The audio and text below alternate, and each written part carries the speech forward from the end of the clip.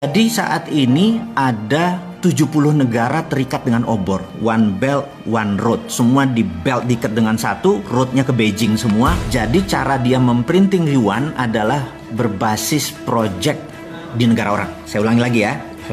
IMF memprinting money dolarnya menggunakan project di negara lain, dan itu sekarang ditiru oleh obor One Belt One Road-nya dia. Jadi negara-negara 70 negara, ada Pakistan, ada Sri Lanka, Papua Nugini. Mungkin 60% portfolionya diambil oleh obor tadi. Jadi dia ngeprint yuan berbasis project di negara lain gitu ya. Nah, apa yang Amerika lakukan adalah Amerika mau melakukan deoborisasi. Jadi dia mau cara membuat miskinnya proyek obor itu adalah deoborisasi. Jadi kalau Trump menang, menurut saya Cina lewat. Tapi Trump ini compang-camping sekarang karena globalis cabal, si kaum Bilderberg sangat benci sama Amerika karena globalis cabal itu sudah kawin sama Partai Komunis Cina, sehingga seluruh proyek globalis semua ada di Cina. Jadi sekali lagi, ini menarik nih. Cina pasang badan sebagai underlying, sebagai pondasi dari seluruh globalis cabal. Cina bermain karena globalis senang sama negara otoriter. Dia nggak senang sama negara demokrasi. Otoriter kan one man, suara pemimpin langsung diikuti suara rakyat. Rakyat nggak mau disikat rakyatnya gitu ya.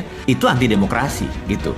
Nah, globalis cabal ini anti kemanusiaan. Mereka mendukung aborsi, mereka mendukung LGBT gitu ya. Sementara itu bukan portfolionya Bosman. Portfolionya Bosman adalah kita mendukung life, kita anti aborsi, orang aborsi kita nggak boleh, kita nggak mendukung LGBT dan lain sebagainya. Dan ini mau clear saya mau katakan. Jadi sekali lagi, Indonesia harusnya bagaimana gitu ya. Saran saya Indonesia adalah tidak ke Amerika, tidak ke Cina, tapi bukan netral. Sekali lagi, ini harus diingat deh. Netral itu artinya nggak ada posisi. Kita harus ambil posisi. Jadi saya berharap Indonesia ke depan memanfaatkan konflik kisruh ini. Saya udah pernah cerita tentang choke point. Sekarang kita nggak bicara itu. Kita ada lagi untuk menyelesaikan masalah itu adalah, nah ini. Jadi sahabat semua, kira-kira 2 minggu yang lalu saya membuat video yang ternyata sangat menggemparkan karena video itu adalah The Secret Meeting That Changed Indonesia. Dimana saya terinspirasi dengan peristiwa tahun 89, dimana ada The Secret Meeting That Changed China, dimana China merubah center of gravitatis atau pusatnya dari menjadi independen, menjadi tidak bergantung pada IMF. Dia punya ukuran sendiri, dia punya hukum dagang sendiri, dia punya meteran sendiri yang dia lakukan dan membuat China sebesar sekarang. Itu sebenarnya saya sangat terinspirasi dengan China, bahwa Indonesia waktunya sekarang. Kenapa waktunya sekarang? Saya mau terangin. Nomor 1, 2 negara lagi perang. Dan ini adalah perang benar-benar pasti terjadi.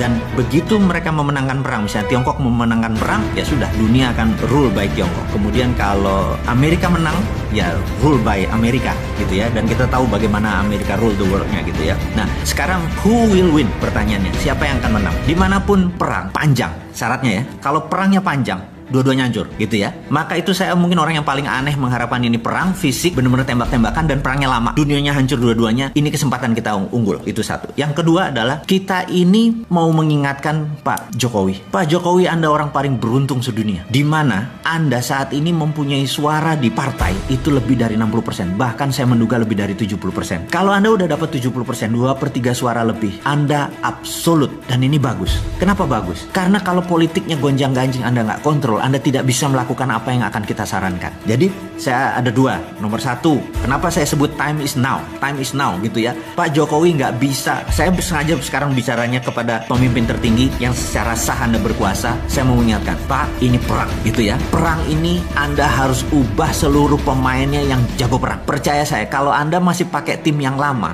bukan tidak dipakai, tapi Anda harus punya tim cadangan baru yang untuk menggunakannya. Jadi gini Pak Jokowi, Anda punya kekuasaan sangat absolut dan itu luar biasa. Di negara demokrasi Anda dapat 2/3 suara atau lebih. Ini momennya, itu satu. Kedua tadi, negara besar lagi perang, yaitu China sama Amerika lagi perang. Karena perang besar ini terjadi, mereka sebenarnya fokusnya di negara masing-masing. Mereka nggak fokus sama Indonesia. Ditambah lagi.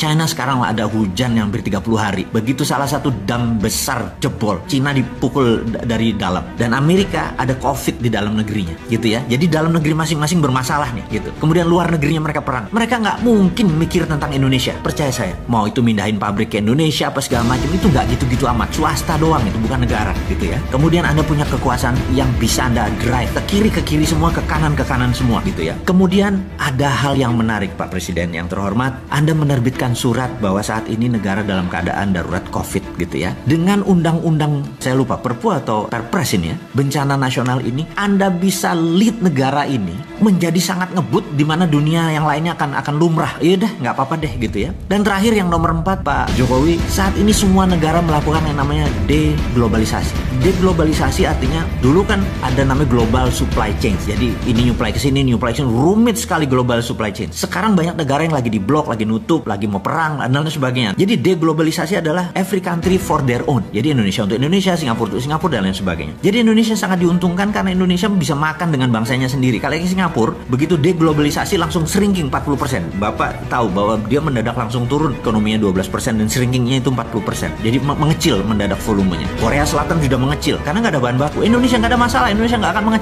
mengecil. Dan sekali lagi yang kita mau ingatkan, dengan 4 hal itu, maka yang kita harus lakukan adalah melakukan apa yang China lakukan. Kita tiru, jangan ngikuti maunya Cina, tapi tiru langkah Cina. Cina 30 tahun yang lalu, saya udah berkali-kali bilang, dia menerbitkan renminbi dengan yuan berbeda. Renminbi berdasarkan project gitu ya. Apa yang harus kita lakukan sekarang? Dia tidak lagi menciptakan printing money fisik, karena itu zaman dulu. Sekarang sudah ada blockchain. Blockchain ini kita bisa printing yang namanya e-renminbi. Ini kalau kita Cina. Dia sudah melakukan e-renminbi. Mulai Mei dia melakukan e-renminbi dan puncaknya 2021 dia akan melakukan e-renminbi menggunakan digital currency berbasis blockchain. Apa yang kita lakukan? Kita juga sama. Gunakan e-rupiah untuk membangun ekonomi Indonesia seperti halnya e-renminbi. Sama persis copy paste dan Anda nggak usah ragu-ragu Pak. FGD mikir dulu INA itu Pak. Saat ini kalau mau menggunakan cara pemikiran bos-bos kita, pejabat-pejabat kita yang masih dengan cara Keynesian, masih dengan cara ini nanti inflasi segala macam, di digital blockchain nggak bisa korupsi. Orang datanya kita tahu kan, trusted open ledger gitu ya. Jadi cara bantunya kemana? Ke UKM industri nomor 1, UKM yang trading nomor 2 tapi trading lokal, jangan ada import dan ekspor. Jadi UKM kalau mereka misalnya perlu duit 1 miliar gitu ya, mereka punya jaminan katakanlah project aset, mereka bisa kita valuasi kok aset mereka 500 juta gitu ya, kasih 300% Pak, bukan kayak kredit bank sekarang punya 1 miliar keluarin cuma 70%, punya 1 miliar keluarin 3 kali lipat. E-rupiah tadi adalah Anda cuma digital, nggak perlu ngeprint, nggak usah ngabisin kertas, langsung pindah, dan infrastrukturnya udah ada, sudah ada OVO, sudah ada GoPay, sudah ada Dinaran. Anda udah ada pakai Dinaran, tinggal distribusi aja, tinggal mau 3 miliar tadi untuk sektor produksi. Pokoknya 5 tahun mereka nyicil setiap bulan berapa, balik. Saya yakin Pak, kalau Bapak lakukan itu, ekonomi Indonesia, terutama industri Indonesia akan the best in the world. Pada saat mereka perang ini Pak, kita nyolong di tikungan. Jadi 2024 kita bisa number 1 country, bukan number 4. PricewaterhouseCoopers pernah bilang kita akan big 5. Enggak Pak, kalau perlu kasih saya untuk operasi intelijen Pak, saya bikin Amerika sama Cina malah perang Pak. Kasih gua 1 pesawat kapal perang, saya tembak 1 nuklir kami ke Cina, nanti Cina bilang tuh Amerika tuh ya udah biar tembak-tembakan, udah kita yang masuk duluan. Kalau perlu gua jadi bajingannya Pak. Jadiin gua persona non grata Pak, orang yang tidak disukai dunia Pak. Kasih saya untuk izin untuk operasi intelijen, saya masuk, saya tembak itu 1 rudal ke Cina, terus nanti tembak-tembakan, mereka perang Pak. Mereka perang, kita manfaatin untuk membangun ekonomi. Saya dibenci dunia nggak apa-apa Pak, tapi dicintai tanah air nggak apa-apa Pak. Jadi agak gila sedikit lah Pak, dan usul-usul ini mudah-mudahan membuat sisi lain bernegara sehingga ekonomi kita maju bareng. Jadi dulu Pak, di tahun 45 ini saya ngomong sengaja kepada pemimpin dan pejabat negara lainnya, Bapak Ibu, mungkin ada yang Ibu, di tahun 45 kita merdeka karena common sorrow, menderita bersama gitu ya. Sekarang ini ada yang seneng, ada yang susah. Jadi sekarang kita nggak kompak. Jadi cara untuk membuat bangsa kita ini kompak, 1 Pak, cepet-cepet buat common happiness Pak, cepet-cepet buat seneng bareng. Jangan susah bareng Pak, kita udah capek tahun 45 aja kita susahnya. Kalau sekarang ke depan kita harus buat common happiness, kita mau seneng bareng Pak. Cara senengnya bareng gimana? Pegang masing-masing duit untuk sektor produksi Pak. Begitu UKM sektor produksinya dibangun Pak, 97% angkatan kerja itu adalah di tangan UKM Pak. Gak usah mikirin perusahaan yang gede-gede itu yang bilion-bilion dolar pakai ngutang asing lagi. UKM aja Pak dengan e-rupiah, selesai masalahnya. Saya yakin Bapak dan pejabat semua yang saat ini menjabat gak ribet ke otaknya. Gak usah bawa seorang Sontoloyo ini ke istana atau ke menjabat Pak. Cukup konsepnya diterima, saya sudah happy Pak. Karena kalau bangsa kita happy ya kita happy. Dan selesai masalahnya kita menjadi champion, menjadi pemenang. Jadi tanpa berpanjang-panjang sahabat, itu adalah cerita mengapa the moment is now, waktu sekarang. Bisa nggak tahun 2021? Nggak bisa. Bisa nggak nanti 2024? Nggak bisa. Waktunya tuh sekarang gitu ya, pondasinya ini dipasang. Kasih 6 bulan lah untuk buat e-rupiah itu. Bapak buat badan usaha, bukan badan usaha, mungkin badan otorita tentang keuangan. Sesederhana itu. Jadi saya pikir bicara dengan Pak Presiden, mungkin saya nggak pernah bisa waktu, Bapak terlalu sibuk. Karena kalaupun saya diundang ke Pak Presiden, saya nggak mau duduk di depan meeting room. Saya minta waktu dengan Bapak adalah jagongan, Pak. Kita sarungan. Saya ngeteh, Pak. Saya nggak ngopi ya. Bapak yang ngopi gitu ya. Jadi kita jagongan, Pak. Ngomong santai, Pak. Nggak ngomong struktural. Kita ngomong santai. Jadi kalau itu dilakukan, saya mau, Pak. Ketemu panjenengan, kita ngobrol, ngarol ngidul, terus sharing. Dan saya sederhana, Pak, orangnya, Pak. Saya nggak minta jabatan.